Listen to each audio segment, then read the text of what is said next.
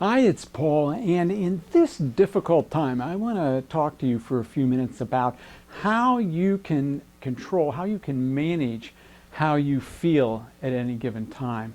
And we are totally bombarded with news from the media, from our friends, from anywhere you go, and literally everything you read has to do with the current situation in our world. And it can become too much, and it influences and affects how we think and how we feel.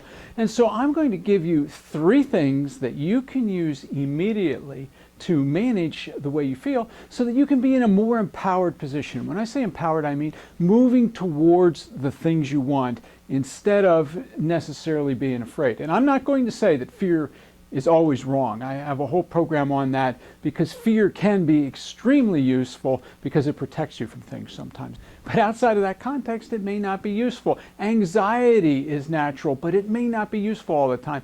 Panic is natural and useful at sometimes, but not always. So here are 3 things that control how you feel at any given time. Number 1 is focus. In other words, what are you thinking about? Number 2 is physiology. What is your body doing? What is your face doing?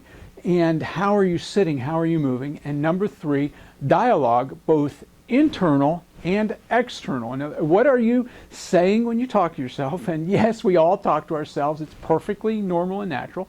And what are other people and other media, other inputs coming into you? What are they saying to you?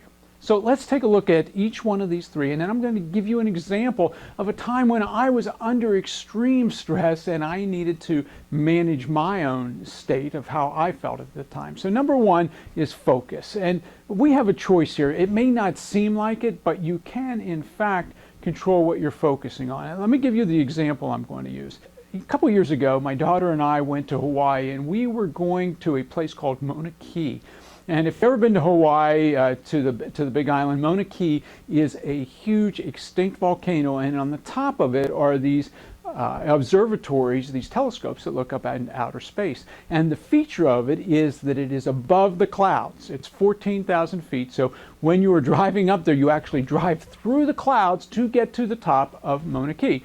Now, the thing about going up to Mauna Kea is it is basically a 1-lane gravel, lava gravel road with no guardrails, and it switchbacks across the side of the volcano until you get to the top. Of course, when you get out, it's spectacular, but getting up there for me was extremely difficult. And so as we started to get up there, and I'm looking out the window, I am starting to freak out, because when you look out that window, you don't see anything. It's just like straight down, and I'm starting to think, oh my gosh, I'm panicking.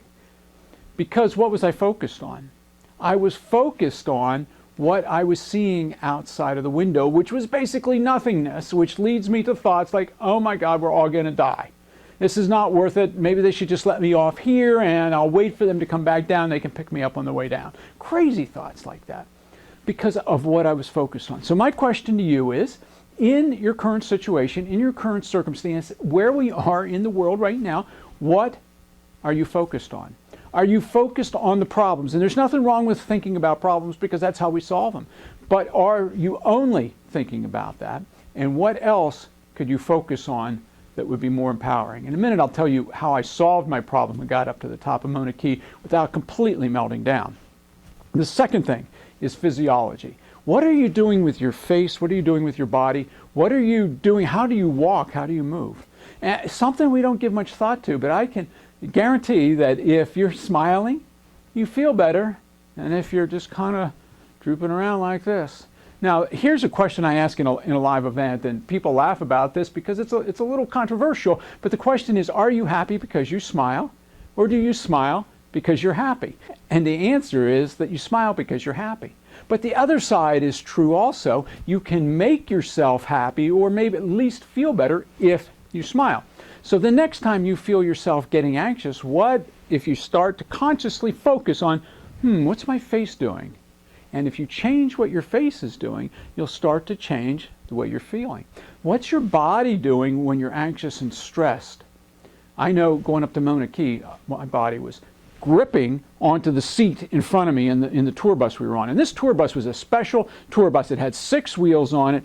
two in the back, or maybe four in the back, a set in the middle, which is really unusual, and then a set up front. And the reason it had them in the middle is because it had to have a good grip as it's going up this switchback back and forth. It was made for this purpose, but it was, for me, terrifying. So I am gripping onto the seat in front of me. So let me ask you this question. If I wanted to be less stressed, less anxious in this situation, what physiology change could I make fairly easily that would help to impact that? Am I gripping the seat because I'm scared, or am I scared because I'm gripping the seat? And of course, it's the chicken and the egg, it's a cycle. But if I let go of that seat, I'm going to automatically relax more than if I'm gripping onto the seat with my face going like this, looking out the window, oh my God, we're going to fall. I can change the way I feel, and you can change the way you feel by, number one, what are you focused on? Number two, what's your physiology? What's your body doing? What's your face doing? And then number three, what are you saying to yourself, and what are other people saying to you? Your internal dialogue is so crucial. As I'm going up Mauna Kea, I am saying to myself, oh my God, we're all going to die. I should have never done this. And then, to make it even worse, I'm saying, I'm so scared. And I'm just repeating this over and over and over in my head. I'm so scared. Oh my God, I can't believe I'm doing this. Maybe they should just stop and let me off here and then pick me up on the way back down, and that would be much better than this. I can't do it. I can't do it. I can't do it. And this is what's going over and over and over in my head.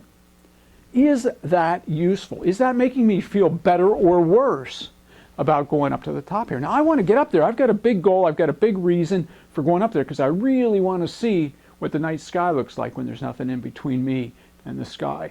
And when I got up there, it was worth it, because when it got dark, you could see thousands of stars. I had no idea. You could see the gas clouds of the Milky Way from up there with your bare eyes. And then when they brought out the small telescope and let us look at Saturn, it was worth it. But getting up there, well, that was a challenge. So to help everything, my daughter is with me, a teenage daughter, and so she says to me, hey Dad, why don't you do what you teach those other people to do?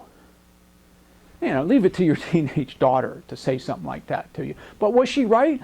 Yeah, of course she was right. So what do? First of all, I change my focus. Instead of looking out the window, I pick a spot on the floor, on the carpet, that had this patterned carpet on the floor, and I stare at that. Number two, my physiology. Instead of gripping the seat and having my face all tensed up, I force myself to relax my face, let go of the seat, and sit back, cross my hands on my lap.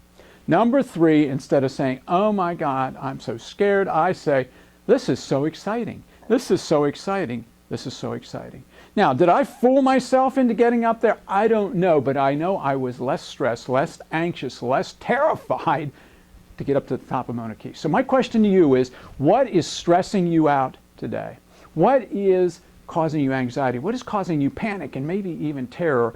And how can you use these three things to instantly change the way you feel? Now, the way to change the fastest is through physiology. By just being conscious of what your face and your body is doing, by changing that, you can very quickly, almost instantly, change the way you feel at any given time. So that's my three things that you can do that will instantly change the way you feel, will help to reduce your anxiety and improve the results you get in your life and in the world, especially at this very, very difficult time. Now, I've got another video coming up that's it's an adventure where I'm going to talk you through using a technique that's also very, very powerful for this. But right now, I'm going to challenge you to stop. Think of your focus, think of your physiology, be aware of your physiology, be aware of your internal dialogue, and what are you allowing to come in from the outside? How do these three things affect you, and how can you make changes in one of them, two of them, or even all three of them to quickly change the way you feel? All right, thanks for joining me. I always appreciate having you here, and I look forward to meeting you live and in person when we can do that again. Stay safe and have a great day.